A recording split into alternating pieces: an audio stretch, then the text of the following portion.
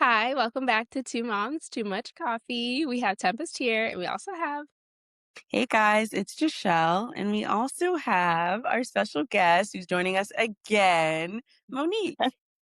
Hi guys, how's it going? Hey Monique, Hey. super excited to have you. So today we are going to talk about a topic we actually probably should have done a episode on this a lot sooner, but Monique is going to dig into her IVF journey today with us. We know that a lot of moms listen to our podcast, and one of the journeys we haven't really talked about is IVF. And every journey to pregnancy is different. So we're excited to have Monique here to share with us a little bit.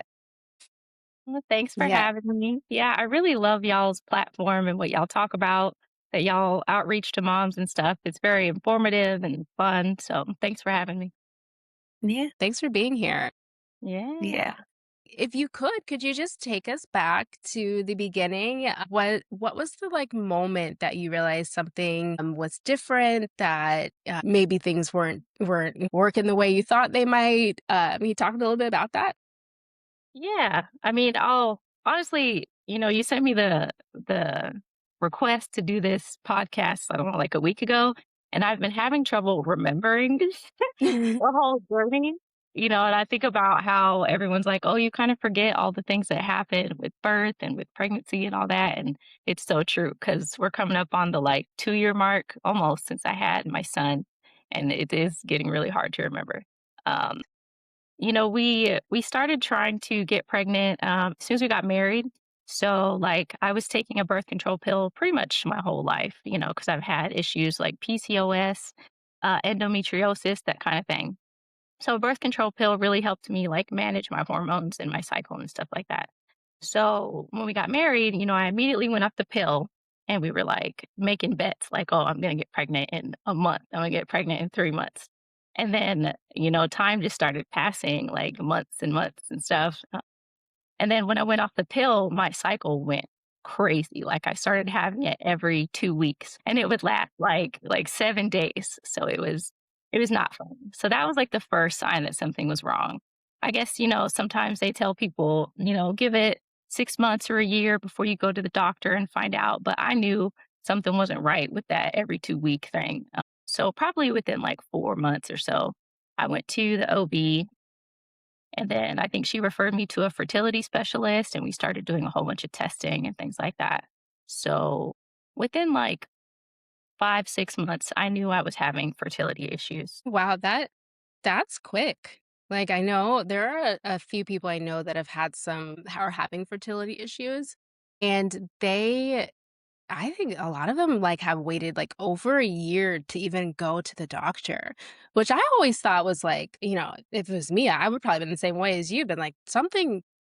We know our bodies pretty well. And it's like, Yeah. something is off, like, we need to, talk about it and figure it out. So, I'm glad that you went, earlier than a lot of people do because I could only imagine it is incredibly upsetting every month to be like, "Oh, I'm not pregnant again. I'm not pregnant again." So that I'm glad that you were able to get in quickly. Yeah. Yeah. And I hear that from a lot of my patients. Because I don't know if well, I'll give my little shout out real quick. I'm a women's health pelvic floor specialist, physical therapy. So, I see a lot of patients that have fertility issues, that are trying to get pregnant, that are currently pregnant, and, they share their stories with me. And a lot of them say, oh, like, well, I've been waiting a year and the doctor tells me to wait, such and such. And I think having this experience with my IVF kind of, you know, helps me understand a little bit about what they went through. And then I can tell them, like, hey, maybe you should get checked earlier because, waiting so long just to find out, you almost like waited for nothing because you couldn't get pregnant on your own. So I kind of encourage them to go quicker. I mean, of course, everybody's different and it's based on their story and what they tell me. But I like that I have, you know, the insight to know, like, hey, you shouldn't wait. Go ahead and get checked. And it's okay to get checked earlier. So, Yeah. Do you feel like your background is why, in general, you went to the doctor earlier, probably than most women, or were you just kind of like, I just know my body in general? probably, the job. I think Mhm. being in healthcare, we tend to have a little bit of like hypochondriac. Like Yes. something's not right. I probably have this and that, and you spiral a little bit. But also having the period every 2 weeks, that's not sustainable. I refuse to live life, like that. Mhm. Whenever I have issues, I go to the doctor. Okay, I Mhm. don't play around and wait.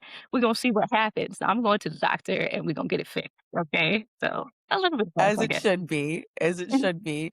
Because and also kind of even, like, going a little off here, but, like, in our a lot I know in our culture of, like, Black culture, it is very, like, "You're fine, just wait.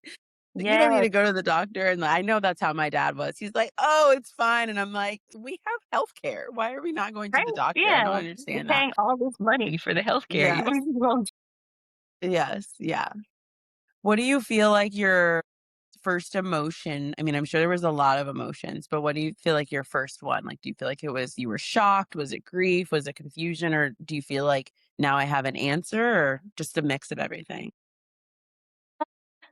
I think I took it a little bit less emotionally than I tend to hear from people, because I've always been one of those people that's like, I don't really care if I have kids. I even went through the phase of life where I was like, I don't want kids. It wasn't really until like I got married and, my husband, he's just so awesome, such a great guy. And he really wanted kids. And seeing, his desire and, seeing what the potential could be and how much fun it would be and just like the idea of it sounded good. So I was like, all right, let's go ahead and do this. Sounds cool. So when I found out that, we had the fertility issues, there was some disappointment, but I was kind of like, I wasn't like dead set on, I need to have a child, which I know can be so hard for some moms. Mhm. So, luckily, it wasn't, like, the most devastating thing in the world, but it was a little tough. Yeah, I'm actually really surprised considering how much your body goes through with IVF that you weren't like, "Okay, well, then it's just not in the cards for me." And then I just, maybe it's, not meant to be for me or something like that if since you weren't, dead set on having children to begin Yeah. with. So that has gotta be it feels really selfless, if I'm honest. Like, Well, I'm not sure if I was in the same boat that I would be like, "Okay, let's do IVF now."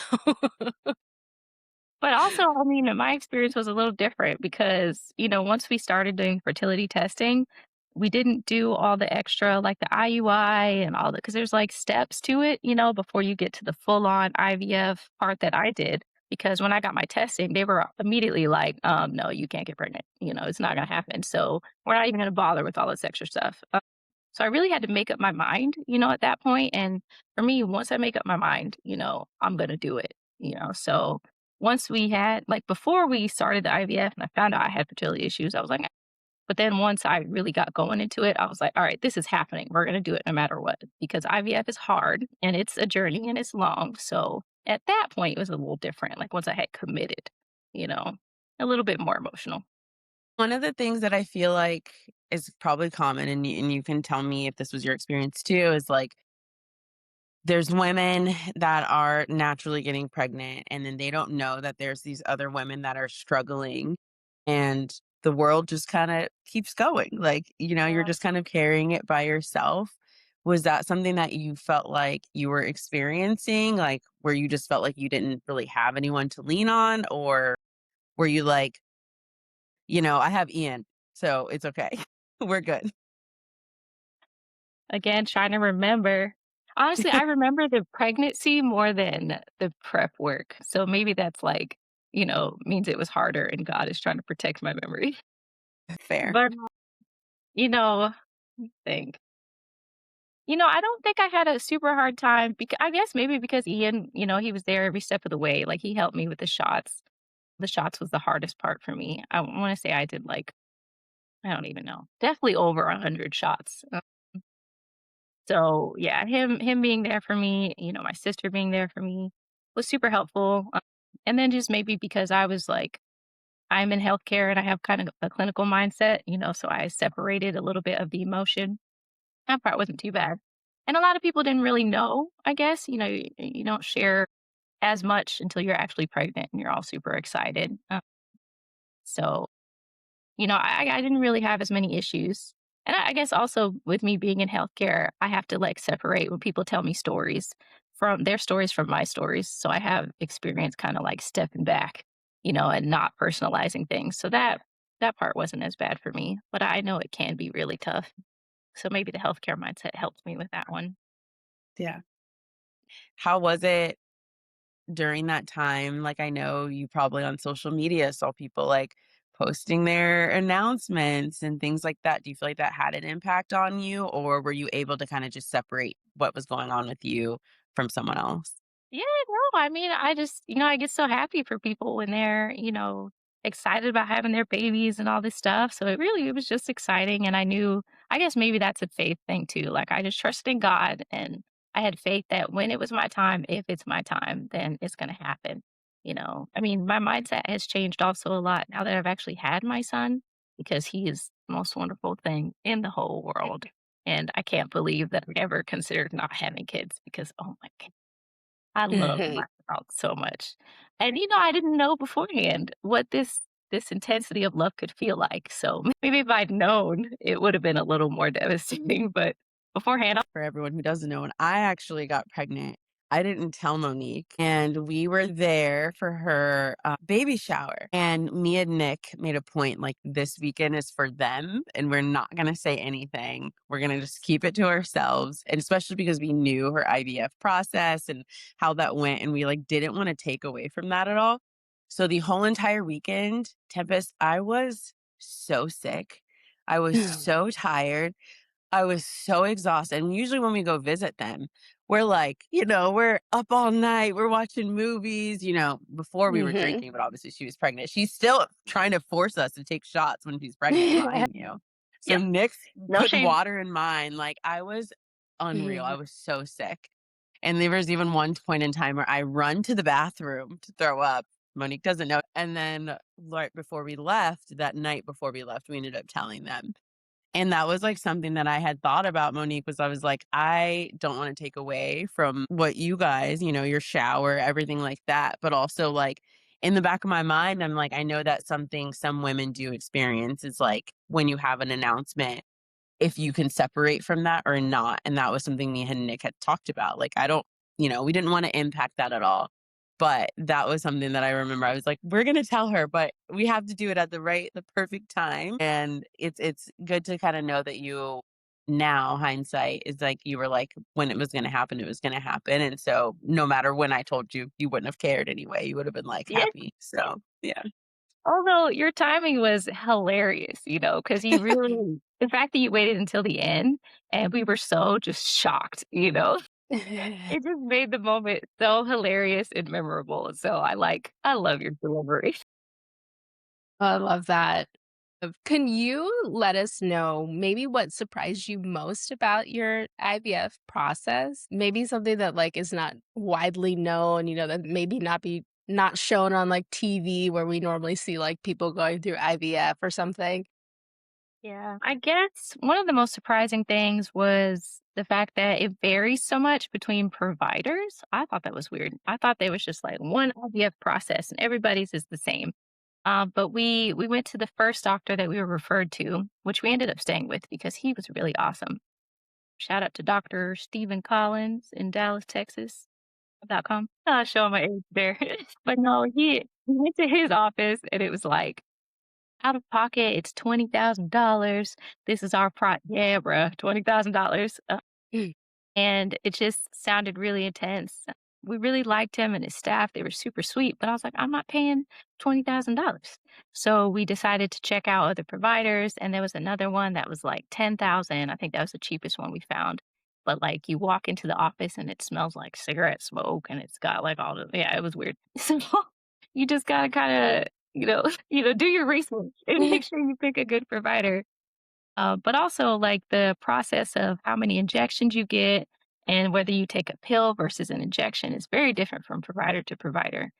I think that part surprised me the most. And even like now when I hear people's stories, I'm surprised and when they'll tell me what they did and what they didn't do. And I'm like, oh, I thought, this was something that I had to do because if I didn't do it, then my baby wouldn't survive and all kind of stuff. And they're like, no, my doctor never even mentioned that.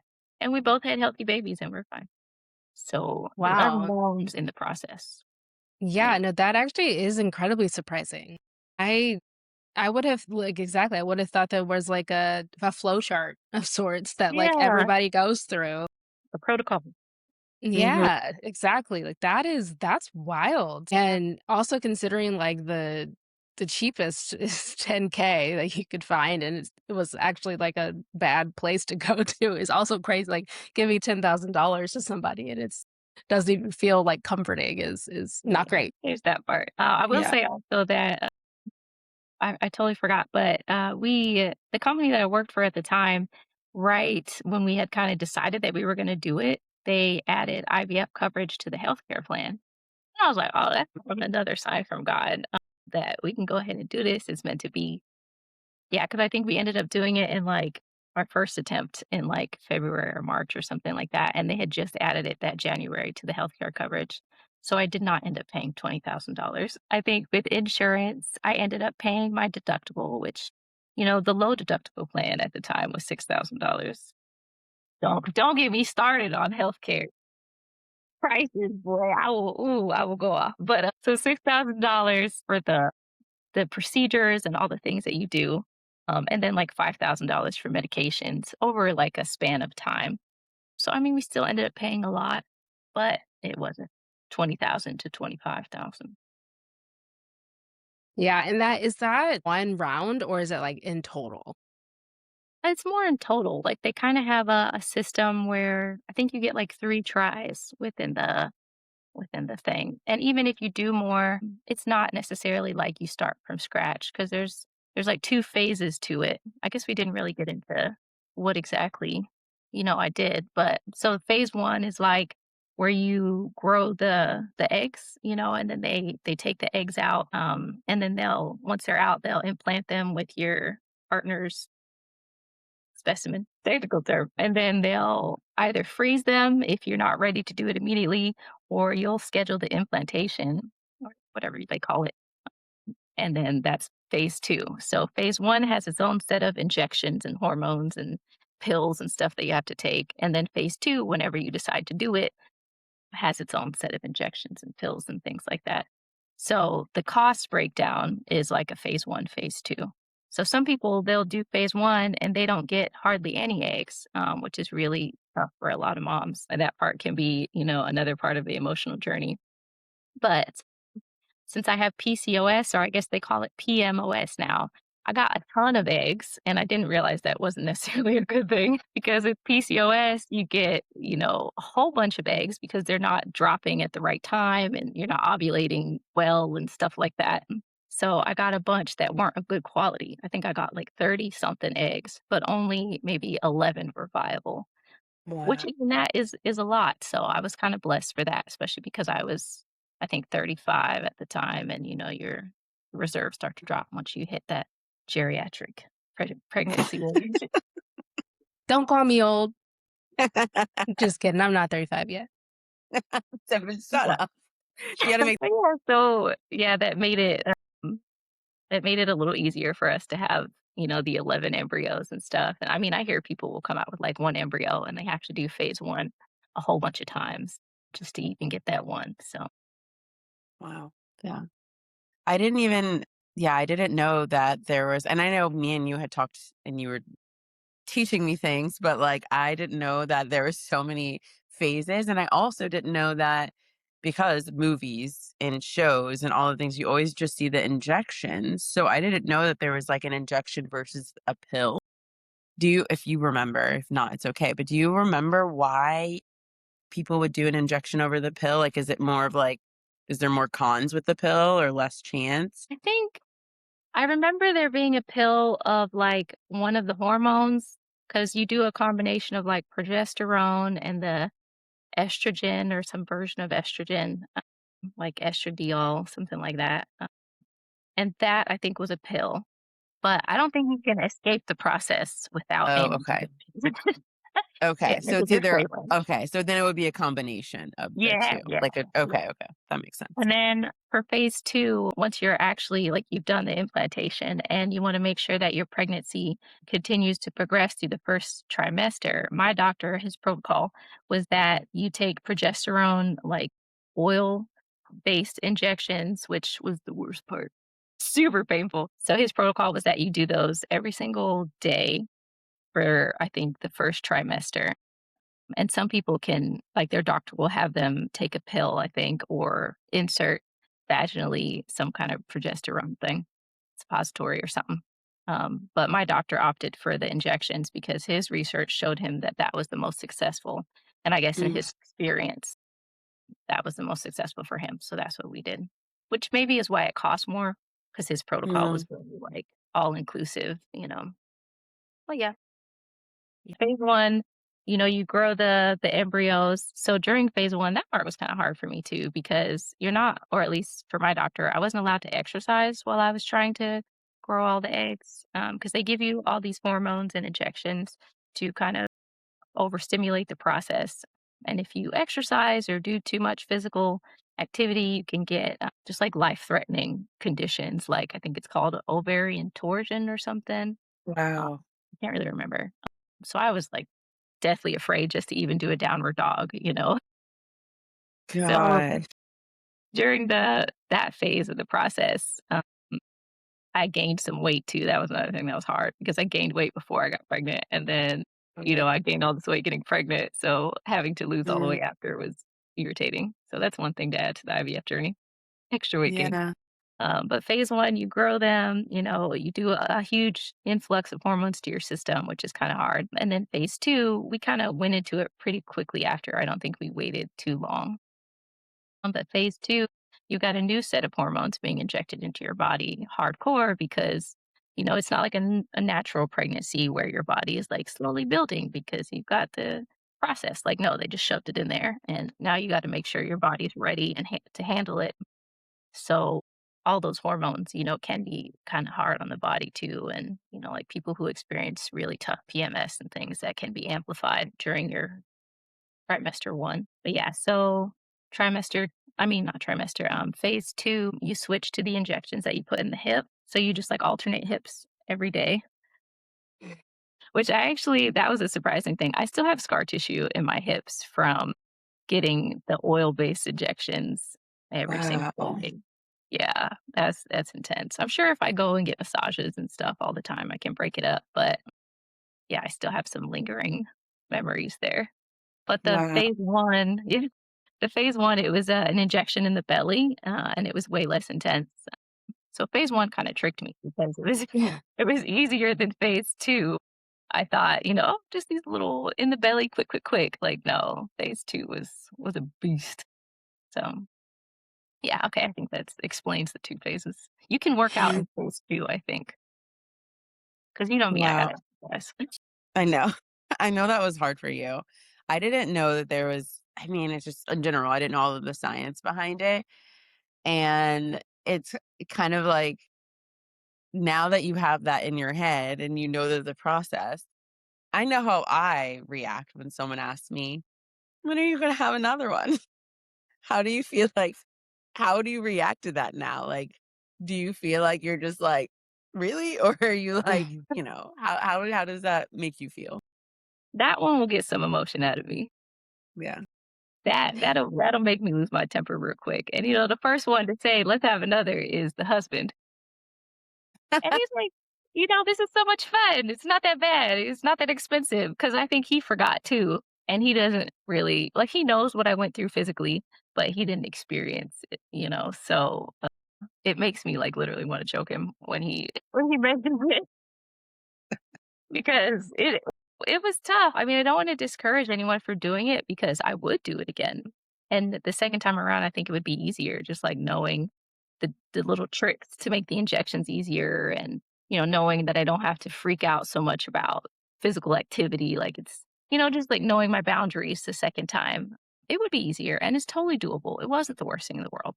But still, I will get a little upset if people just act like it's no big deal, you know? Yeah. Because I mean, even with natural pregnancy, when people act like it's no big deal, and I'm like, I have now confirmed by my physical therapist Mhm. diastasis, right? And now you want me to do it again? No. Yeah. Yeah. And it's funny because there's some women that I see that are just like baby factories, and it's so easy for them. Mm. Ugh. And I have to employ that whole separation thing.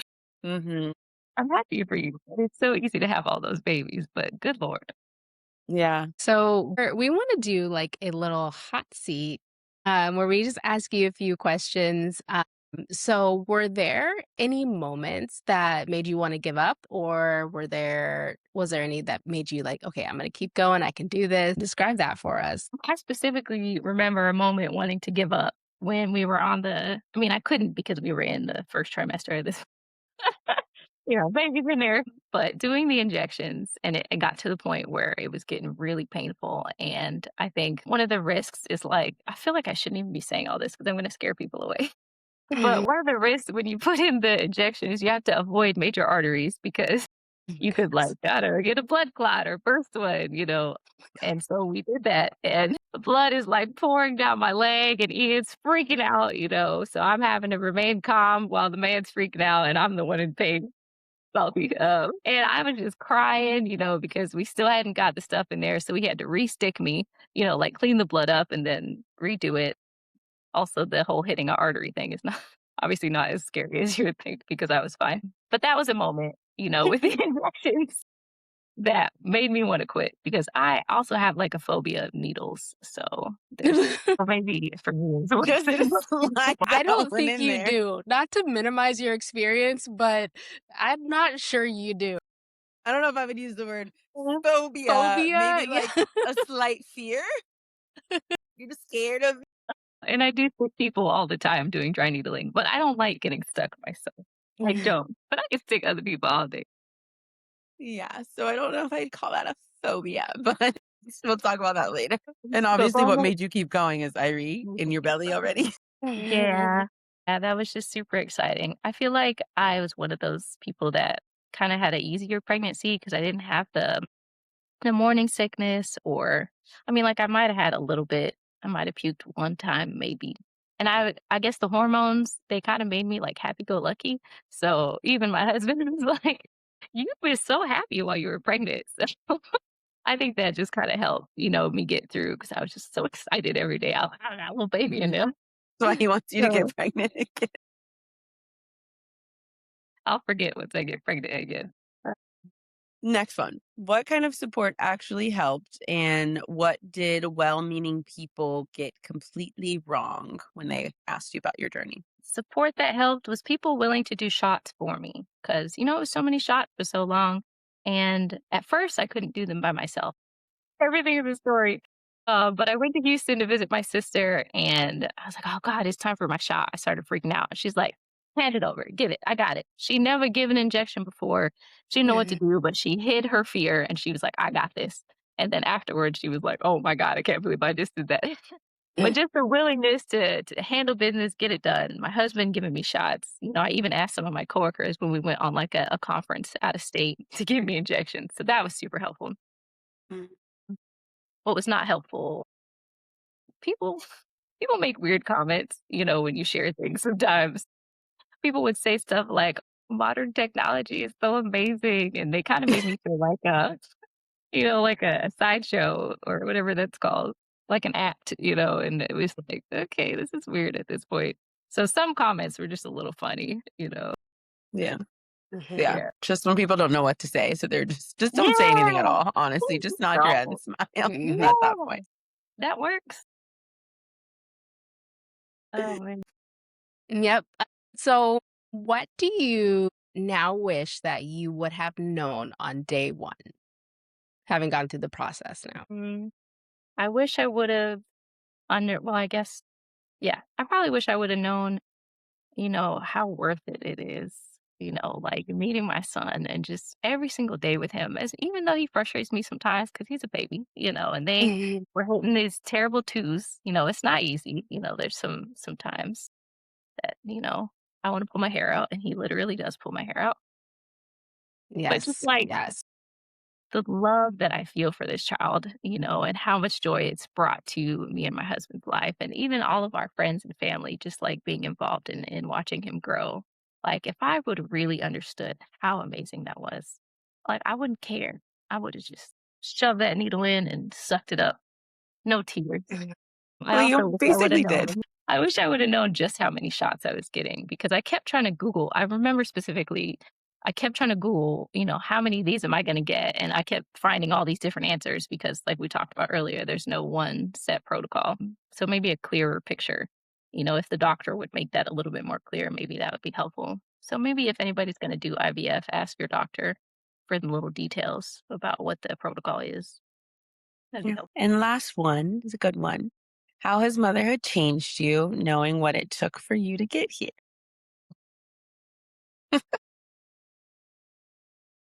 I really appreciate it, the process. There is no, even though I had some easy moments, like without the morning sickness and, just a lot of things may have been easier that for some people are not so easy.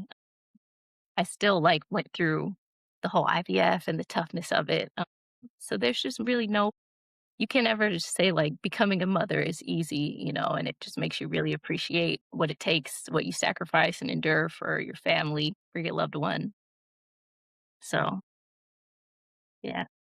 Thank- Yeah, I love that. Me too. Yeah. And Amazing. Go ahead, Mo. I'm also super excited like seeing other moms getting pregnant and you know, just like it like makes my joy even 10 times bigger for them and, become like a cheerleader for them because, I'll meet them usually in physical therapy because they're in pain or because they have some extra issue. And I feel like I can provide this extra, you got this because I, Mhm. I experienced so much. So that part is really awesome too. Yeah. Yeah. I love that.